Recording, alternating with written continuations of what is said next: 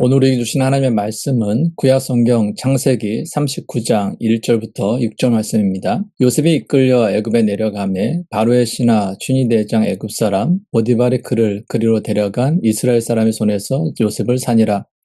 여호와께서 요셉과 함께 하심으로 그가 형통한 자가 되어 그의 주인 애굽 사람의 집에 있으니 그의 주인이 여호와께서 그와 함께 하심을 보며 또 여호와께서 그의 범사에 형통하게 하심을 보았더라.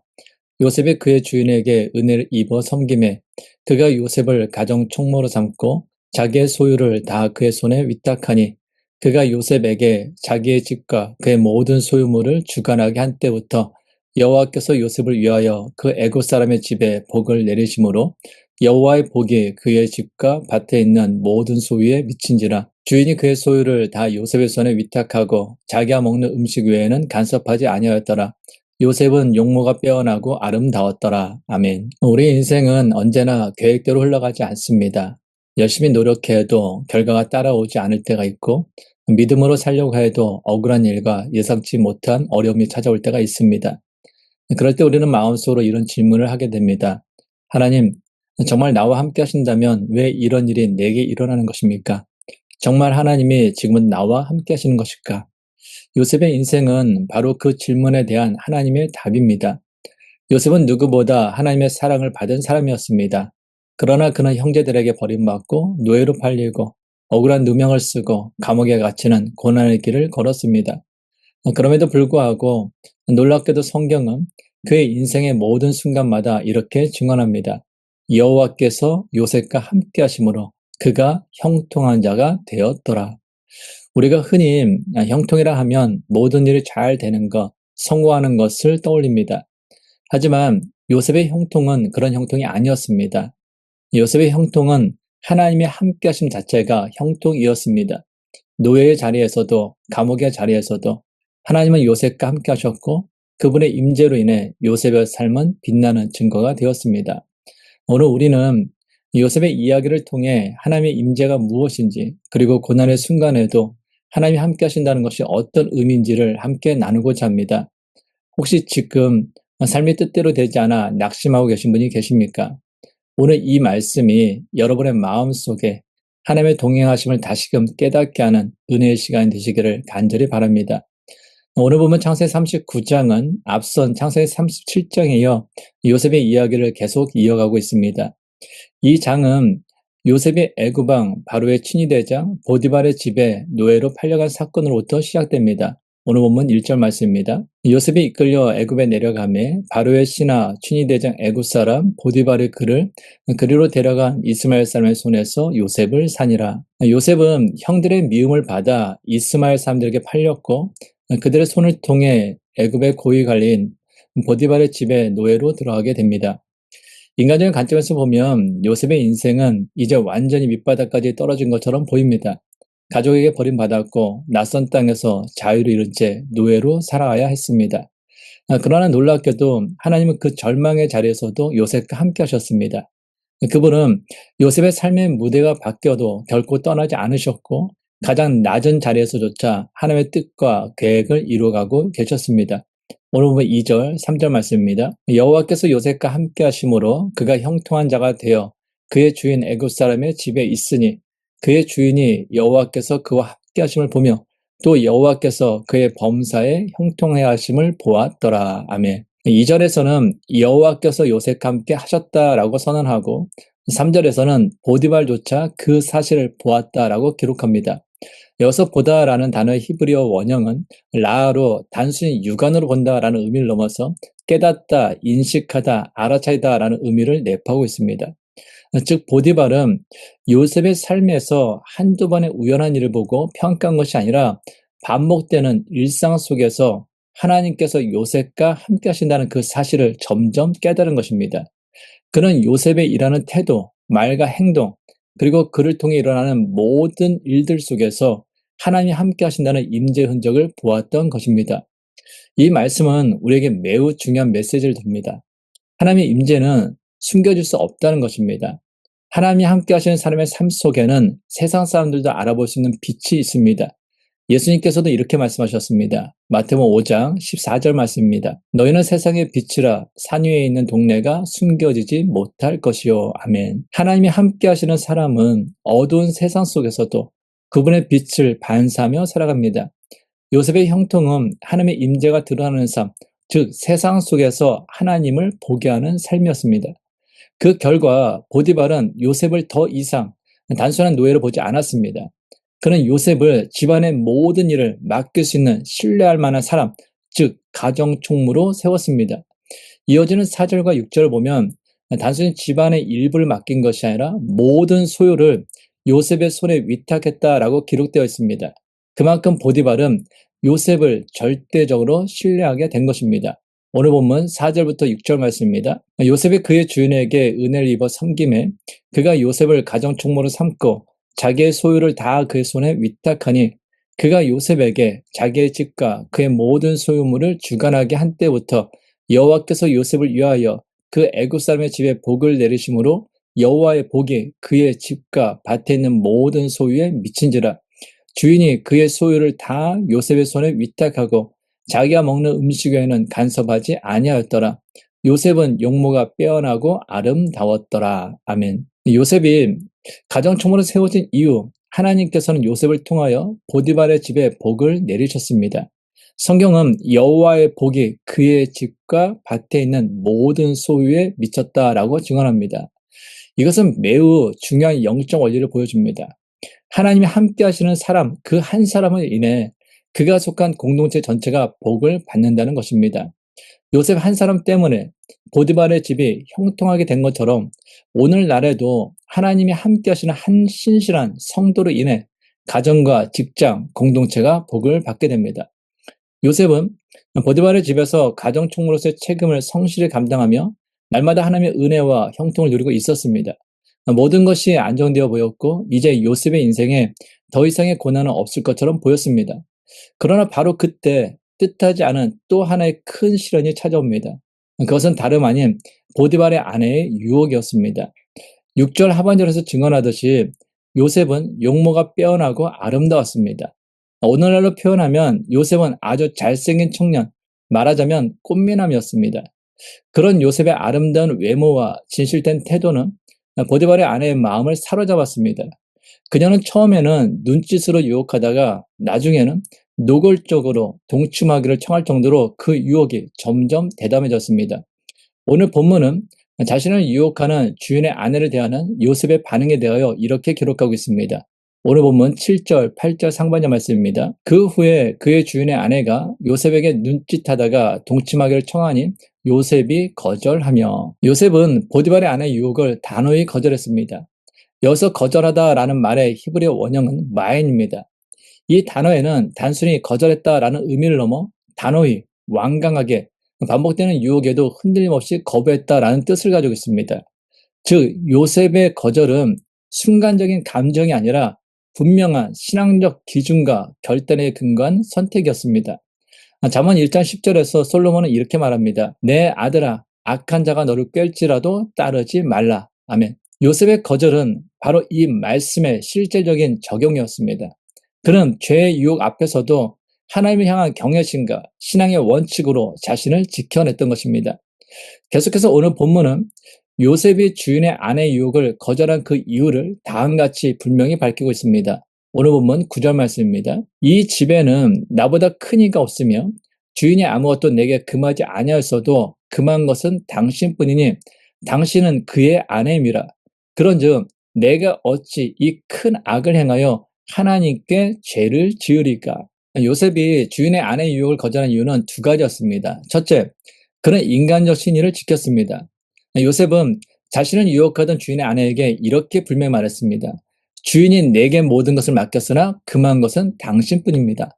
즉, 요셉은 자신을 신뢰하고 모든 것을 맡긴 주인의 믿음을 저버리지 않겠다라는 책임의식과 도덕적 양심을 가지고 있었습니다. 이러한 요셉의 태도는 우리에게 매우 중요한 교훈을 줍니다. 그것은 하나님과 동행하는 사람은 인간의 신뢰를 결코 가볍게 여기지 않는다라는 사실입니다. 신앙인들이 흔히 범하는 실수 중에 하나는 하나님께 대한 사랑과 사람에 대한 사랑, 하나님께 대한 신뢰와 사람에 대한 신뢰를 서로 분리하려 한다라는 것입니다. 그러나 성경은 분명히 말씀합니다. 하나님을 사랑하는 사람은 반드시 사람도 사랑해야 합니다. 왜냐하면 하나님께서는 독생자 예수 그리스도를 십자가에 내어주실 만큼 사람을 사랑하신 분이기 때문입니다. 따라서 하나님께 대한 신뢰를 지키려는 사람은 사람의 신뢰 또한 지켜야 합니다.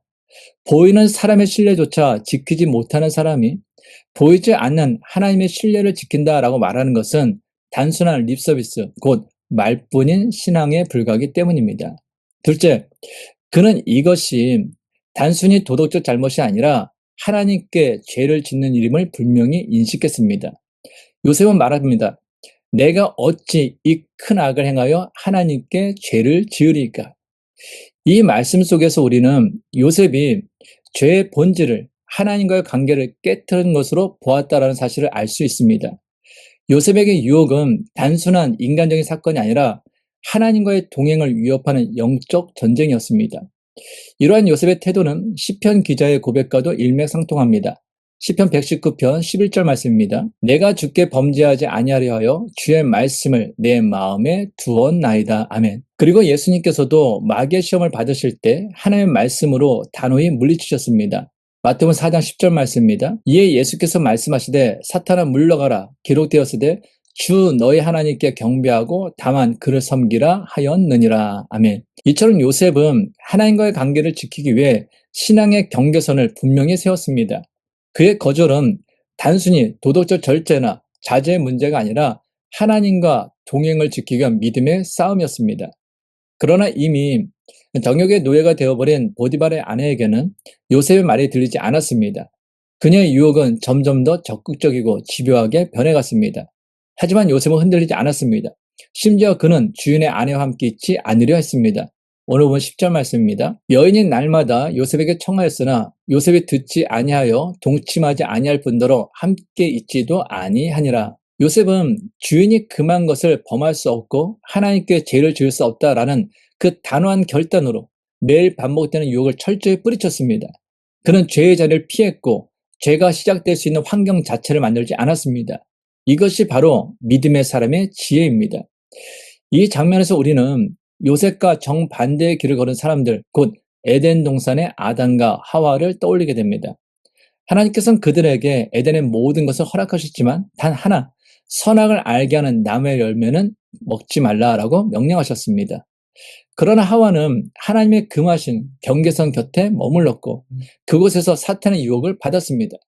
그 결과 그들은 하나님께서 세우신 질서를 넘어 죄를 짓게 되었고 그들로 말미암아 죄가 세상에 들어오게 되었습니다. 로마서 5장 12절 말씀입니다. 그러므로 한 사람으로 말미암아 죄가 세상에 들어오고 죄로 말미암아 사망에 들어왔나니 이와 같이 모든 사람이 죄를 지었으므로 사망이 모든 사람에게 이르렀느니라. 아멘. 아담과 하와는 하나님께서 정하신 선의 경계선을 넘었지만 요셉은 그 경계선을 끝까지 지켰습니다.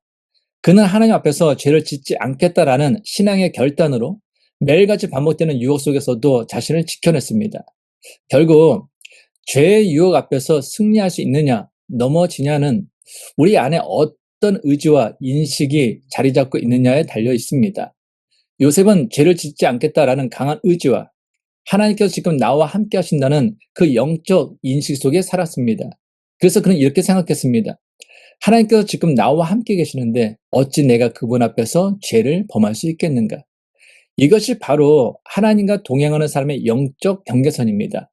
하나님을 의식하는 마음, 그것이 곧 유혹을 이길 수 있는 힘입니다. 히브리서 4장 15절 말씀입니다. 우리에게 있는 대제사장은 우리의 연약함을 동정하지 못하실 리가 아니요 모든 일에 우리와 똑같이 시험을 받으신 이로되 죄는 없으시니라. 아멘. 성경은 예수님께서도 우리와 똑같이 시험을 받으셨다라고 증언합니다. 그러나 가장 큰 차이는 모든 일에 시험을 받으셨지만 죄는 없으셨다라는 것입니다. 그 이유는 단지 예수님이 하나님이셨기 때문만이 아닙니다. 예수님은 우리와 같은 인간의 몸으로 오셨지만 항상 아버지 하나님을 의식하며 그분과 동행하셨기 때문입니다. 광야에서 금식하신 후 사탄이 이 돌들로 떡이 되게 하라고 그 유혹했을 때도 예수님은 육체의 연약함 속에서도 하나님의 말씀으로 단호히 물리치셨습니다. 요셉이 유혹을 이길 수 있었던 힘도, 예수님께서 시험을 이기신 힘도 모두 하나님과의 동행에 대한 확신에서 나왔습니다. 시편 16편 8절 말씀입니다. 내가 여호와를 항상 내 앞에 모심이요 그가 나의 오른쪽에 계심으로 내가 흔들리지 아니하리로다. 아멘. 사랑하는 여러분, 우리 역시 이 세상을 살아가며 수많은 유혹 속에 노출되어 있습니다. 그럴 때 우리는 흔히 이렇게 말합니다. 나도 사람인데 한 번쯤은 괜찮지 않을까? 그러나 그것이 바로 죄의 문이 열리는 순간입니다. 하나님의 자녀는 세상과 타협하지 않고 유혹을 단호히 거절할 수 있는 신앙의 결단을 가져야 합니다. 그리고 무엇보다 하나님이 지금 나와 함께 하신다는 그 믿음의 인식 속에 살아가야 합니다. 그럴 때 우리는 요셉처럼 그리고 예수님처럼 넘지 말아야 할 경계선을 넘지 않고 유혹을 이기며 믿음으로 설 수 있습니다. 그러나 이렇게 신실하게 주인의 아내의 유혹을 피한 요셉은 오히려 주인의 아내를 겁탈하려 했다는 누명을 쓰고 감옥에 갇히게 됩니다. 오늘 19절, 20절 말씀입니다. 그의 주인이 자기 아내가 자기에게 이르기를 당신의 종이 내게 이같이 행하였다 하는 말을 듣고 심히 노한지라. 이에 요셉의 주인이 그를 잡아 옥에 가두니 그 옥은 왕의 죄수를 가두는 곳이었더라. 보디발의 아내는 자신의 잘못을 감추기 위해 요셉이 자신을 범하려 했다라고 거짓으로 모함했습니다. 그 결과 아무 잘못이 없던 요셉은 억울하게 감옥에 갇히는 고난을 겪게 됩니다. 그러나 하나님께서는 감옥에서도 요셉과 함께 하셨습니다. 오늘 보면 21절부터 23절 말씀입니다. 여호와께서 요셉과 함께 하시고 그에게 인자를 더하사 간수장에게 은혜를 받게 하심에 간수장이 옥중 죄수를 다 요셉의 손에 맡김으로 그 재반 사물을 요셉이 처리하고 간수장은 그의 소견에 맡긴 것을 무엇인지 살펴보지 아니하였으니 이는 여호와께서 요셉과 함께 하심이라. 여호와께서 그를 범사에 형통하게 하셨더라. 아멘. 보디발의 집에서나 감옥에서나 하나님은 요셉과 함께 하셨습니다. 요셉이 있는 곳마다 하나님이 인자를 더하시고 은혜를 입게 하셨으며 그의 손에 맡겨진 모든 일을 형통하게 하셨습니다. 사랑하는 여러분, 오늘 본문은 여호와께서 요셉과 함께 하심으로 그가 형통한 자가 되었다라고 말씀합니다. 그런데 여기서 말하는 형통은 세상에서 말하는 성공, 출세, 안락한 삶을 의미하지 않습니다. 요셉의 형통은 노예의 자리에서도 감옥의 자리에서도 경험한 형통이었습니다. 즉 형통이란 상황이 좋은 것이 아니라 하나님이 함께 하시는 것입니다. 사람들은 종종 이렇게 말합니다. 형통하려면 일이 잘 풀려야죠. 하지만 성경은 이렇게 말합니다. 하나님이 함께 하시면 그 자체가 형통이다. 요셉이 형통했던 이유는 환경이 아니라 하나님의 임재 때문이었습니다.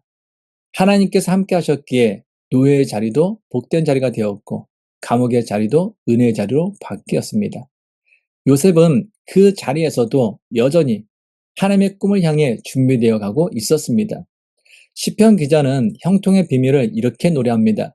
시편 1편 3절 말씀입니다. 그는 시냇가에 심은 나무가 철을 따라 열매를 맺으며 그 잎사귀가 마르지 아니함 같으니 그가 하는 모든 일이 다 형통하리로다. 아멘. 여기서 말하는 형통은 환경이 만들어낸 결과가 아니라 하나님과의 관계에서 오는 결과입니다. 시냇가에 심겨 있다라는 것은 하나님의 말씀 곁에 뿌리를 내리고 그분과 동행하는 삶을 의미합니다. 그럴 때 그 사람은 어떤 계절에도 마르지 않습니다. 흉년의 때에도 감옥의 자리에서도 하나님과 함께하는 사람은 여전히 형통한 사람으로 서게 됩니다. 요셉의 인생을 보면 하나님이 그를 형통하게 하신 이유가 분명합니다. 그는 고난 중에도 하나님을 떠나지 않았고 유혹 앞에서도 하나님을 의식하며 죄를 거절했습니다. 억울한 상황 속에서도 하나님을 신뢰하며 성실하게 살았습니다. 그 결과 하나님은 그를 애굽의 총리로 세우셨고 그를 통해 한 나라와 자기 가족을 살리셨습니다. 그러므로 형통은 우리가 원하는 대로 되는 것이 아니라 하나님께서 원하시는 대로 이루어지는 것입니다. 그것이 바로 참된 형통입니다. 사랑하는 여러분, 지금 여러분의 삶의 자리가 혹시 노예의 자리처럼 느껴지십니까? 혹은 감옥과 같은 현실 속에 있습니까? 그러나 하나님이 함께 하신다면 그 자리가 바로 형통의 자리입니다. 하나님은 지금도 우리와 함께 하십니다. 그리고 우리의 현재를 통해 당신의 뜻과 꿈을 이루어가고 계십니다. 그러므로 오늘의 자리를 원망하지 마십시오. 그 자리에서 하나님이 함께 하심을 믿고 그분과 동행하는 삶을 살아가십시오. 그때 요셉에게 임하셨던 하나님의 은혜와 형통이 우리 삶에도 동일하게 임하게 될 줄 믿습니다. 사랑의 하나님 아버지, 요셉의 인생 속에 함께 하셨던 주님이 오늘 우리의 삶 속에서도 함께 하시는 줄 믿습니다. 환경이 아니라 주님의 임재가 형통임을 깨닫게 하시고 유혹 앞에서도 주님을 의식하며 죄를 거절하게 하시며 고난 속에서도 주님과 동행하게 하옵소서. 우리가 있는 그 자리가 하나님의 은혜의 자리임을 믿고 요셉처럼 믿음으로 걸어가게 하옵소서.